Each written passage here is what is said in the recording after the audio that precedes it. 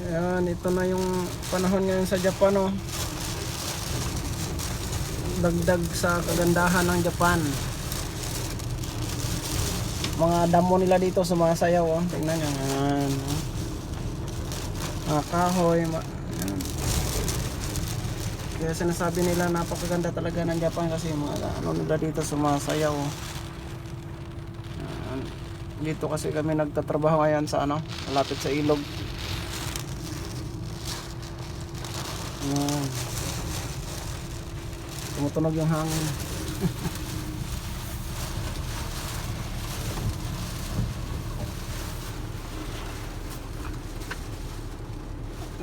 Ano kami ngayon, nakisilong kasi malakas yung ulan. Wala ang ano, mahirap lumabas, delikado pa. Kaya kalakas ngayon ito yung hangin, oh.